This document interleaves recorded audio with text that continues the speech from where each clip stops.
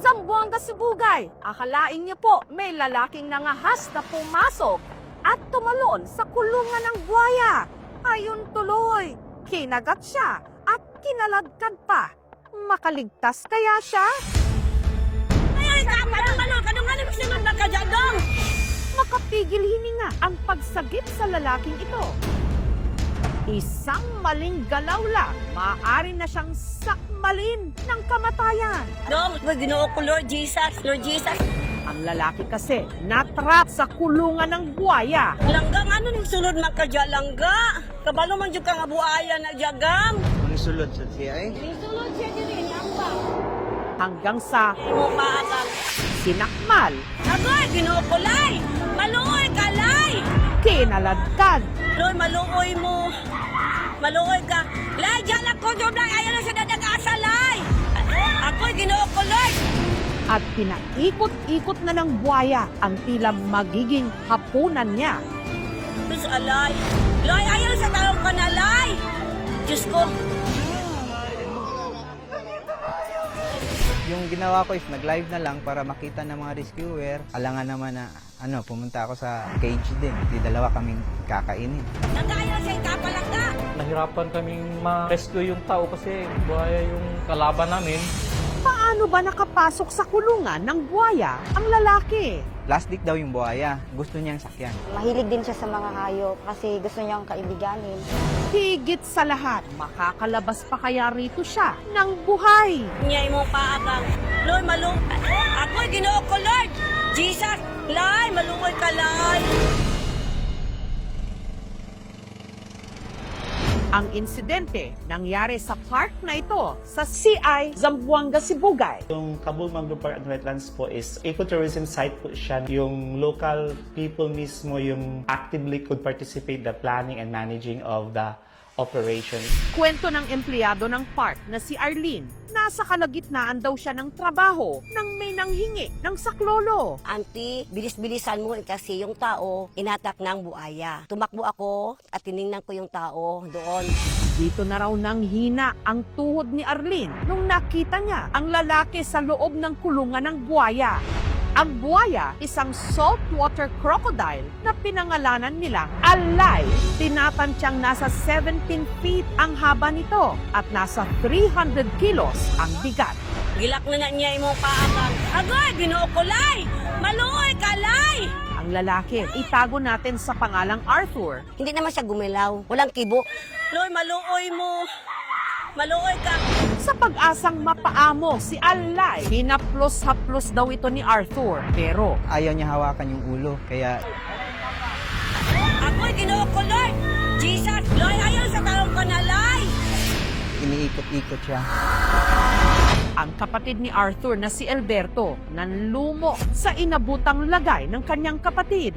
Wala na ko gi-expect nga akong friend na ko nagtawag sa kuha. Sa nga, uy, no, your brother, no. Kinain daw ng crocodile. Naabot ko dito, ma'am. So, napadyo sa, buhaya. Wala ko'y mahimo. Maudyo na akong sa kung una-una. Wala, dyo'y pag-asa. Ang rumesponding mga pulis, naging maingat ang bawat kilos. Nung tinawagan ko yung kasama ko, ang option niya is barilin niya, yung buhaya. Paakang. Agoy! Pero nag-aalangan ako, baka mas lalong maging wild. Hanggang sa may naisip silang paraan, tawagan at papuntahin ang caretaker ni Alay na si Tata. Kaya niyang paamuhin yung buhaya kasi siya lang talaga ang makalapit doon. Katong nga time na ami sa amo ang balay na ay niabot dito balong nga nakasala si Alay. Diretso rin kog lakaw na. Habang hinihintay si Tata, ang anak niyang si Joliver, sinubukan ng pakalmahin ang buhaya. Nanamay ning ingon nga pusilo na lang na. Nga maluoy pug ko kay sulod na lang jud pug ko. Ang inig magpakaon lang si Papang. Try kog hungit. Ni ila naman na sa mua kay pila naman na katuig gikap na ko yang ikog. Wala ra mang gyapon. Sa puntong ito, ang walang kalaban-labang si Arthur, walang ibang nagawa, kundi humiyaw na lang sa sakit.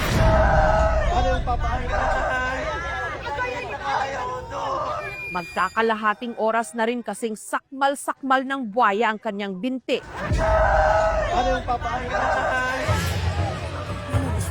Maya-maya pa, dumating na si Tata. Pag abot gyud ako dito sa sulod, naluoy gyud ko katanaw sa tao gud kay perting singgit gyud. Tabang kay di na daw siya muusab. Ikuha dahil na ko to ako ang stick. Mo na pag-train ako sa iya hagikan pa siya sa gamay. Wala na ko biyaya ang stick, dito na ko siya gilingaw dahil akong giingan mga tao nga kuhaan ninyo katong napaakan. Kaya nakadagan na yung tao dito sa Daplin. Mo to ila dayong giawas. Si Arthur, dali-daling lumabas ng kulungan. Nandun na sa tabi, tinulungan na ng mga rescuer. Naluwas na kita. Pero bali antiel sa nisulod. Binabandage saka dinala doon sa hospital. Si Arthur, himalang nakaligtas. Nagbigay kami ng pain meds, antibiotics kasi very risky ang patient sa infection. Ang lalaki, nagtamo ng sugat sa kanan niyang tuhod na sinlaki ng 2 kamao. Nagpapagaling siya ngayon sa Margo sa Tubig Regional Hospital sa Zamboanga del Sur dahil sa tinamong subluxation o partial displacement sa tuhod at tibial plateau fracture o bali sa itaas na bahagi ng binti. Sakit gid siya. Antuson gid siya. Kay naitabo naman ni. Gilak na niya yung paagang. Agoy, Ginoo kulay! Plastic daw yung buhaya. Gusto niyang sakyan. Wala ko nagunaon nga plastic. Tinuod yun sa buhaya. Gusto rin yun ako nga katong buhaya yun. Last na ako nga kuan og mamaak bagdili. Katurag yun. Wala na lain rason. Yan kasi, ginusto mong magpakagat. Wala ni sila yung respect ba sa among pamilya po. Tingana, wala gi sila kailan sa kong igsoon kung ningana ba nga ilang gi bully yun nila nga buang daw. Mabait yan. Pero si Arthur, may inamin sa aming team. Siya gito kung tuyo dito. Katong buhaya yun. Mahilig daw kasi siya talaga sa mga hayop. Kaya nung nakita niya si Alay, na interest daw siyang hawakan ito. Dito pa ko maagi sa katong portahan bitawon ta. Pag abri na ako niya, di man abri gahi. Moto nga akong idea, kudri na ako mulayat sa katong naipayag bitaw. Wala di ko yung mga paminaw bitong wag nahadlok. Kay abi na ako sa butan. Hanggang nangyari na nga ang kanyang bangungot. Gilak na niya yung paagang. Agoy, Ginoo kulay! Sinakmal siya ng buhaya. Pero meron niyang anak sa kuha, nabali na niya putiin. Nakita niyo na ako niya, agawas ng bukog diya. Agoy, Ginoo kulay! Gibalik ko niya, then gidala na po niya diri. Sinubukan niya raw pakalmahin ang buhaya. Pero Paagang. Agoy, Ginoo kulay! Iya kong gilamba, mga ikaduha siguro ko niya tuyok. Nalagin sa ko nauna to, nga mamatay. O dito ra jud ko taman. Wala jud ko mahimo. Kay bayam gito dako kay kayo. Nakita na ko yung ipon na naana na paksi ba. Ako lang giibot, gilabay na diri sa kilid. Agoy, Ginoo kulay! Boto ni nasuko na po siya, gibalik ko niya, then gidala na po niya diri. mabuti na lang daw at dumating na si Tata. Gidala nito niyang sungkod, pero meron niyang anak. Wala pa, siya ngalay, buhiin na. Dali naman kayo ko nakatindog, anak-anak, ko, kiyang-kiyang. Gayunman, iba ang kwento ng biktima sa mga sumuri sa kanyang doktor. Patient claim naman po na he was under the influence of alcohol. Nag-shot ko beer, gamay lang good. Nadto ko sa mangrove. During my interview, there was no any deviation at the site level, but in that incident, the patient needs further psych evaluation assessment talaga. Na-do something, kay the way you talk to him, ang reaction niya, late reaction, dapat unda kong diri nga kuan for psychiatrist unda man ba. Hindi yun normal na gawain yung alam mo na yan, buhay yan, kumain talaga yan ng tao, ba't pumasok ka pa dyan? Sa pangyayaring ito, meron bang dapat managot? Kung mapatunayan nga na mayroong pagkukulang sa kanilang management, walang warning signs, walang nagbabantay, they fail to adopt security measures, then posible sila maging civilly liable. Tulod yung may dire duty, ma'am. Dira at bang sa stage, dira yun may pirmi magtambay. Nagtumi nga nagtanaw ra siya sa buaya. Kay normal ra man gud nga daghan mananaw diri buntag ud gatong pagkahitabuan nana siya sa sulod wa na may kabantay. Will fence naman yung facility ni Alay. Check yan ng DENR. Yung nangyari na yun is very isolated case talaga. Ibala po ba kayo magsampa ng kaso? Sa ngayon, wala na tayong magawa dyan, ma'am. Create naman tayo ng problema dyan. Wala raman po, di ako amang tinuyuan yun. Tinuyuan yun ako. Kung ikaw may kasalanan kung bakit ka nagka-injury, then hindi ka entitled sa danyos o sa anumang pwede mo makuha.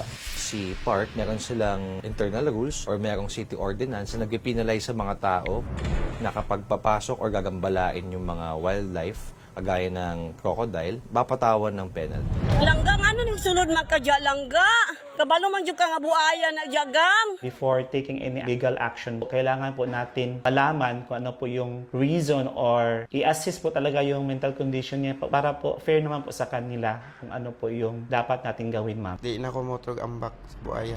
Dahil sa nangyari, pansamantala munang ipinasara ang kulungan ni Alay. Issue po ng temporary closure ng DNR. Nag-suggest kami na lagyan lang talaga siya ng roof para in the event mayroon bang papasok doon or may ating ba umakyat, hindi talaga siya maka-jump since 2018. Dito na lang sa tourism site namin para malagyan siya ng holding facility na maayos. Safety din yun sa mga tao dun sa community.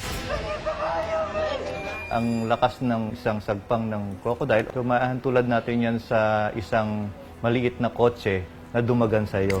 Ang isang crocodile kasi ay highly territorial na hayop. So yung kulungan ay inisip niya, teritoryo niya. So lahat ng mahulog doon ay maari niyang gawing pagkain. Lay, ayaw sa taong panalay! Pagka nakagat siya ng crocodile, ang kailangan niya lang gawin hindi gumalaw para maiwasan yung pag-ikot ng crocodile. Ang soft spot ng buhaya ay yung kanyang batok, yun ang pwedeng butasan kung meron siyang dalang paraan na pangbutas or pwede niyang tusukin yung mata.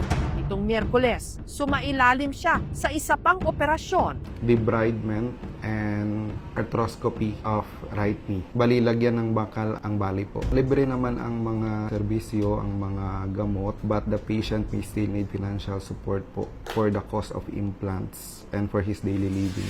Ang lokal na pamahalaan ng CI nagbigay ng assistive device. Nagbigay rin ang aming team ng cash assistance. Kada ko kayo nga tabang sa kuha. May mga magagandang loob dyan kung may tulong kayo. So, salamat.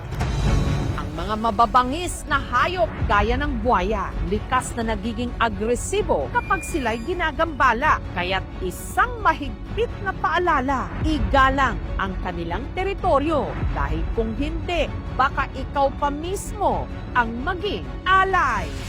Agoy, Ginoo ko lay! Agoy, Ginoo ko Lord!